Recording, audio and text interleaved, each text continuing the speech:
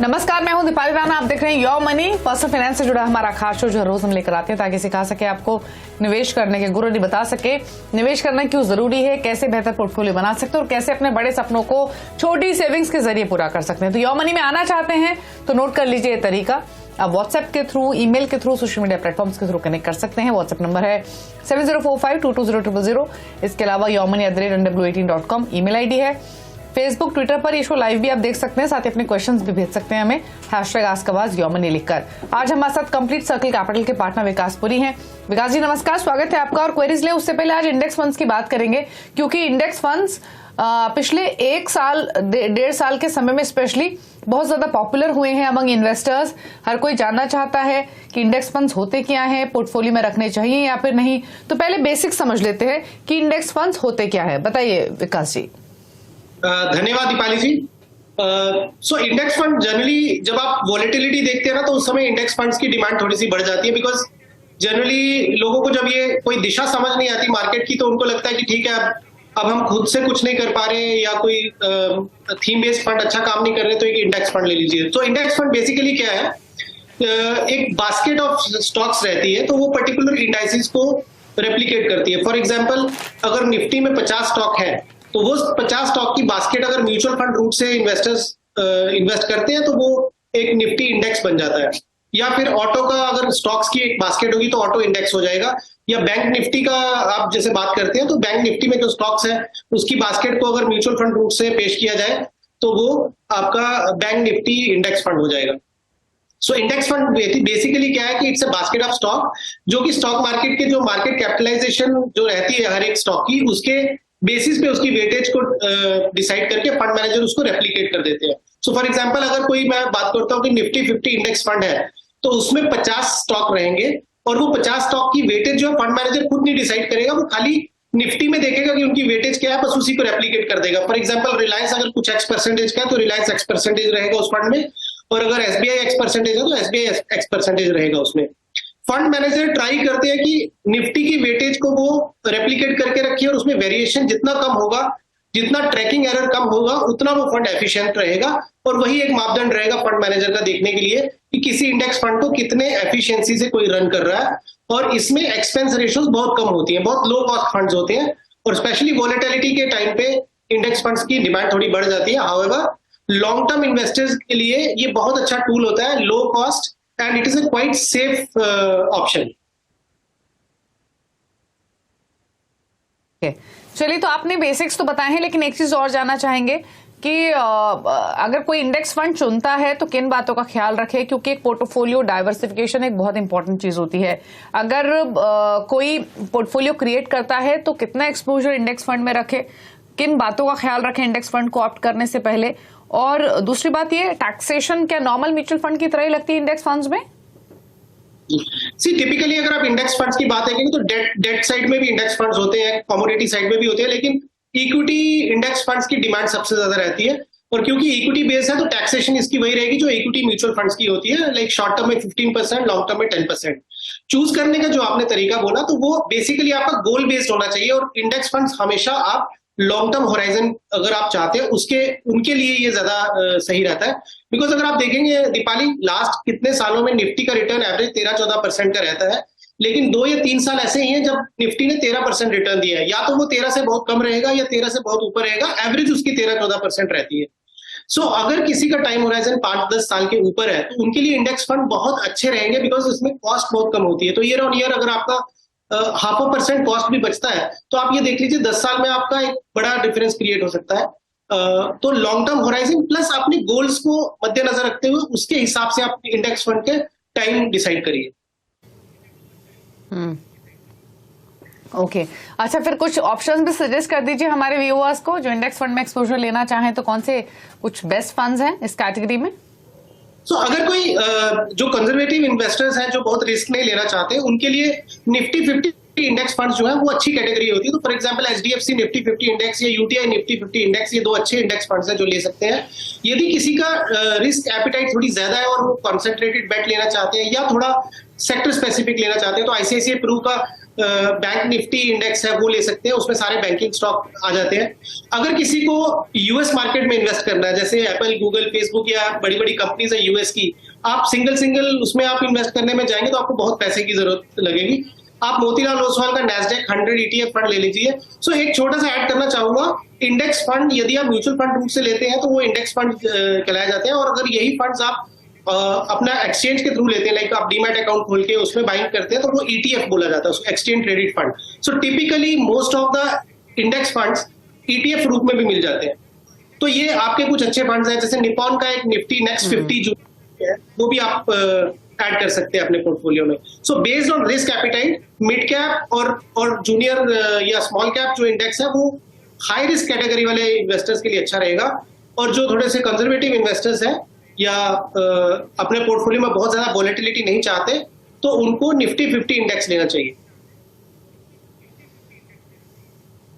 Okay, तो चलिए ये कुछ चॉइसेस भी आपको बताई गई हैं, और क्या फायदे हैं इंडेक्स फंड को रखने के, किन बातों का ख्याल रखना है, तमाम बारीकी आपको बताई हैं विकास जी ने। स्टिल अगर कोई सवाल है मन में तो अपने सवाल आप योमनी में भेज सकते हैं। अब करते हैं कॉलर से कनेक्ट। चंद्रामणि हमारे साथ हैं मुजफ्फरपुर से। चंद्रामणि जी नमस्कार, बताइए अपना सवाल। नमस्कार मैम, मैं अभी 3 फंड में SIP कर रहा हूँ। क्वांट स्मॉल ग्रोथ फंड में 2000, SBI मंगम में 1000 और टाटा डिजिटल ग्रो में 500 का, और मेरा टारगेट प्राइस है 20 लाख। तो कब तक और किस में मैं बढ़ाऊं कि मैं अचीव कर सकूं अपने गोल को? ओके, तो आपका पोर्टफोलियो दिखा देते हैं पहले। और पोर्टफोलियो में आपकी 8 से 10 साल में 20 इयर्स का टारगेट है। फिलहाल quant small cap, SBI magnum mid cap और टाटा डिजिटल इंडिया फंड है। 500, 1000 और 2000 की SIP कर रहे, टोटल 3500 की SIPs हैं। तो बताइए इनका छोटा सा पोर्टफोलियो, छोटी सी शुरुआत की है इन्होंने, क्या सजेशन रहेगा? चंद्रमणि जी, आपका पोर्टफोलियो लगभग नया ही है, बिकॉज अभी आपने जस्ट स्टार्ट किया है। आपको मैं थोड़ा सा ये सजेस्ट करूंगा कि एक न्यू इन्वेस्टर को आपका पोर्टफोलियो थोड़ा सा उसका रिस्क फैक्टर ज्यादा है। जैसे आप क्वांट स्मॉल कैप में करते हैं या SBI मिड कैप में कर रहे हैं, या फिर आप जो थर्ड फंड आपने लिया है sorry Tata digital India fund आपने, I am sorry. So basically ये थोड़ा सा रिस्की पोर्टफोलियो हो जाता है। तो मैं आपको ये सजेस्ट करूंगा कि आप क्वांट स्मॉल कैप की जगह पे क्वांट एक्टिव फंड ले लीजिए। वो एक बेटर फंड है, वो आपको एक मल्टी कैप स्ट्रैटेजी के साथ आपको एक्सपोजर दे देगा। टाटा डिजिटल की जगह आप Tata large and mid cap ले लीजिए। तो अगेन आपका क्या है कि खाली डिजिटल या IT स्पेस में आपका एक्सपोजर नहीं रहेगा, आपका मल्टी सेक्टर एक्सपोजर हो जाएगा। और SBI जो आपका मिड कैप फंड है उसमें SBI मल्टी कैप फंड की तरफ आप चले जाइए, ये आपके लिए बहुत आइडियल मिक्स रहेगा। So Tata large and mid cap, active fund and SBI multi cap, आपका रिस्क फैक्टर कम हो जाएगा, आपकी पोर्टफोलियो की स्टेबिलिटी बढ़ जाएगी, और आपका जो टारगेट है वो 3500 SIP में लगभग आपका 10 लाख रुपया बनेगा इस रन रेट से अगर आप चलते हैं। या आप अपने सिप को 7000 कर दीजिए, या फिर आपको जो टारगेट 10 साल का है उसको 14 साल का करेंगे तो आपका टारगेट ये 20 लाख का अचीव हो जाएगा। अदरवाइज 3500 में आप लगभग 10 लाख के आसपास पहुंचते हुए नजर आ रहे हैं। ओके, चलिए ठीक है। तो ये सजेशंस आपको दिए गए हैं। 7000 के आसपास के SIP करेंगे तो अपने लक्ष्य को हासिल कर लेंगे। क्वांट स्मॉल कैप की जगह क्वांट एक्टिव फंड आप ले लीजिए, SBI मैग्नम मिड कैप की जगह SBI मल्टी कैप लीजिए, और Tata large and mid cap आप ले सकते हैं। तो नए 3 फंड्स आपको बताए गए हैं, इन तीनों को रखिए आप अपने पोर्टफोलियो में, जो आपकी स्क्रीन पर है इन्हें नोट कर लीजिए, और ये सजेशन आपको दिया गया है। अगले कॉलर से कनेक्ट करेंगे, नितिन है पंजाब से। नितिन नमस्कार, बताइए क्या सवाल है? जी नमस्कार मैम। नमस्ते, पूछिए सवाल। हेलो, बताइए क्या सवाल है आपका? जी मैम, पहले तो मैं चाहता हूँ कि मेरे पोर्टफोलियो को रिव्यू किया जाए।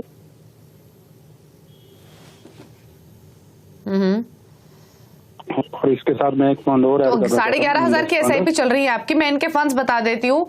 विकास ji, Axis long term equity, Axis blue chip, Mirae asset emerging blue chip, SBI small cap और एसबीआई फोकस्ड इक्विटी है।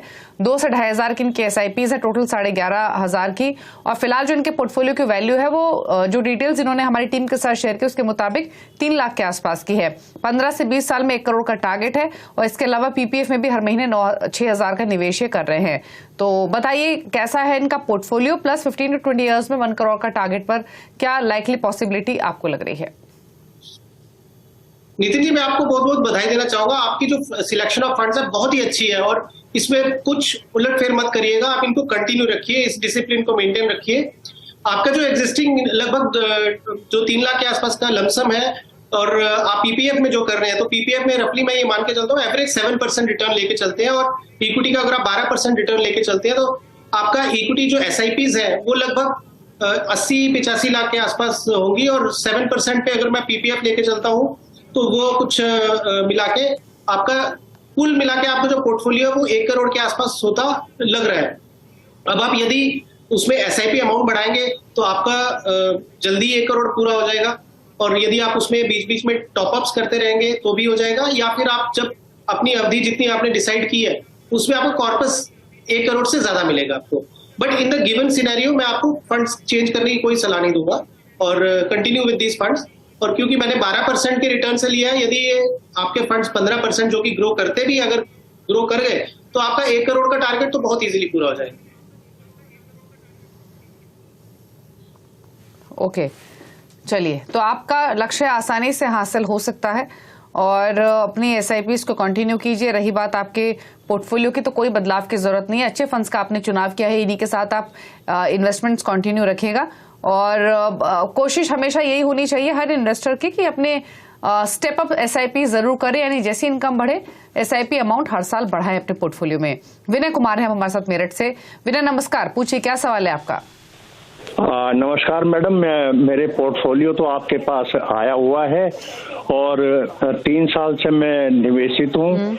मैं ये जानना चाहता हूँ कि 10 इयर्स में मेरा कितना कॉस्ट हो जाएगा, क्योंकि लायबिलिटी तो मेरे पास है नहीं। जो बच्चे हैं मेरे छोटे छोटे नाती पोते, उनको मैं ये कॉस्ट कर मतलब कितना अमाउंट बन जाएगा वो देना चाहूंगा। ठीक है, तो आपका पोर्टफोलियो जो है उसमें 2,000 से लेकर 7,000 की एसआईपीज चल रही हैं। और फंड्स में बताऊं विकास, तो इनके पास आदित्य बिरला का फ्रंटलाइन इक्विटी है, एक्सिस फोकस 25, कैनरा बुक emerging equities, Mirae asset large cap, Kotak flexi cap, Kotak mid cap, UTI flexi cap और एचडीएफसी फ्लेक्सी कैप। तो फ्लेक्सी कैप काफी सारे हैं इनके पास, यहाँ पर थोड़ा ओवर एक्सपोजर है इनका। और क्योंकि अगर फ्लेक्सी कैप में ही देखें तो ऑलमोस्ट 17,000 की इनकी एसआईपी चल रही है इस टोटल एसआईपी अमाउंट में। तो बताइए 37,000 की एसआईपी का जो ये पोर्टफोलियो है ये कैसा है? भले ये 73 इयर्स के हैं लेकिन अपने ग्रैंड चिल्ड्रंस को देकर जाना चाहते हैं पोर्टफोलियो, उनके लिए बेसिकली इन्वेस्टमेंट्स कर रहे हैं। तो क्या सजेशन रहेगा 10 इयर्स के पर्सपेक्टिव से, 10 साल में कितना एक्यूमुलेशन कर पाएंगे ये? विनय जी नमस्कार। मैं एक्चुअली यही आपसे क्वेश्चन पूछना चाहता था कि आप ये सेल्फ यूज के लिए इन्वेस्टमेंट कर रहे हैं या आप आगे जनरेशंस को पास ऑन करना चाहते हैं। तो यदि आपका सेल्फ यूज होता तो मैं शायद आपको थोड़ा कंजर्वेटिव अप्रोच के लिए बोलता, लेकिन आपने जब खुद ही बोल दिया कि ये आप अपने ग्रैंड किड्स के लिए असाइन करना चाहते हैं तो फिर आप उसको कंटिन्यू कर सकते हैं। जैसे आपने दीपाली जी ने बहुत अच्छा पॉइंट आउट किया कि आपका फ्लेक्सी कैप का एक्सपोजर काफी हाई है, तो इसमें फिर मैं ये आपको सजेस्ट करूंगा कि आप जो कोटक मिड कैप है वो आप कंटिन्यू रखिए। अदरवाइज मैं इसका रिवर्स ये बोलता कि अगर आपका सेल्फ यूज है और आप इसको अपने लिए यूज करना चाहते हैं तो शायद आप कोटक मिड कैप को बंद करके कोटक फ्लेक्सी कैप में मर्ज कर देते। लेकिन आप रिवर्स कर सकते हैं, आप कोटक फ्लेक्सी कैप को जो है वो कोटक मिड कैप में रिवर्स मर्ज कर दीजिए। बाकी आपके नंबर ऑफ फंड्स आइडली 5 से 6 होते हैं, बट अभी मैं यही बोलूंगा कि आप 1 या 2 फंड्स को ही मर्ज कर दीजिए, बाकी आप कंटिन्यू रखिए। अप्रोक्सीमेटली 12% की रिटर्न से अगर आप अभी यहां से चलते हैं तो 1 करोड़ 40 लाख के आसपास आपका कॉर्पस बनेगा। और यदि आप 15% से पोर्टफोलियो ग्रो कर गया तो लगभग 1 करोड़ 80 लाख के आसपास ये बन जाएगा। अब axis 25 mid cap axis 25 focus fund जो आपका है वो भी एक रिस्की फंड आ जाता है, लेकिन क्योंकि अब आपने क्लियर किया कि ये जनरेशन नेक्स्ट के लिए है तो आप उस फंड को भी कंटिन्यू कर सकते हैं। ओके, चलिए, तो आपको बताया गया है आपके पोर्टफोलियो के बारे में। लॉन्ग टर्म विजन के हिसाब से कुछ फंड्स है जिसमें आपको थोड़े से चेंजेस करने की जरूरत है। बाकी आप ऑलमोस्ट 1.5 से 2 करोड़ की राशि एक्यूमुलेट कर सकेंगे नेक्स्ट 10 इयर्स इस SIP अमाउंट से। रुक रहे एक ब्रेक के लिए, ब्रेक के उस पर कुछ और कॉलर्स से करेंगे बातचीत, जल्द वापस आते हैं। आप देख रहे हैं योर मनी, हमारे साथ विकासपुरी हैं। आपके क्वेश्चंस को आंसर करने के लिए कुछ और सवाल लेंगे और अगला सवाल ईमेल के थ्रू ले लेते हैं। दीप्ति शर्मा ने भेजा है हैदराबाद से और 42 इयर्स इनकी एज है और जो इनका पोर्टफोलियो है वो उसमें 2 से 5 हजार की इनकी SIP चल रही है। Canara रोबोको small cap 5000 per month, Edelweiss large and mid cap में 5000 पर मंथ है, बड़ौदा BNP पारिबास में 2000, ICICI Pru BSE Sensex index fund में 2000 और निप्पॉन इंडिया के निफ्टी मिड कैप इंडेक्स में 2000 की SIP ये कर रही हैं। और फिलहाल इनके पोर्टफोलियो की वैल्यू 8 लाख के आसपास है। टोटल SIP अमाउंट है 16,000 का। 10 साल में बेटी की शादी के लिए 1 करोड़, 18 साल में रिटायरमेंट के लिए 4 करोड़। तो पहले तो पोर्टफोलियो कैसा है, प्लस ये दोनों जो लक्ष्य है इनके, इसको हासिल करने के लिए कितना और SIP इनको करना पड़ेगा? इनके पोर्टफोलियो में क्योंकि इन्होंने जो टारगेट सेट किया है दीपाली, वो बहुत ज्यादा मिसमैच नजर आ रहा है। बिकॉज अगर ये 16,000 की SIP करते हैं और लमसम 8 लाख का जो इनका कॉर्पस है, वो अगर मैं 15% की ग्रोथ रेट से भी लूंगा तो ये 77-78 लाख के आसपास बनेगा 10 इयर्स में, जबकि इनको 1 करोड़ चाहिए। फिर उसके बाद इनको 18 साल में 4 करोड़ चाहिए। तो अगर इनको पहला लक्ष्य तय करना है तो लगभग 25,000 रुपए की SIP चाहिए टू मेक इट 1 करोड़, और फिर अनदर 4 करोड़ चाहिए। तो इनको रफली 30,000 का SIP जो है 35,000 का और इनको चाहिए टू रीच 4 करोड़। तो बहुत बड़ा मिसमैच है। तो या तो इनको अपनी टाइम होराइजन बढ़ाना पड़ेगा।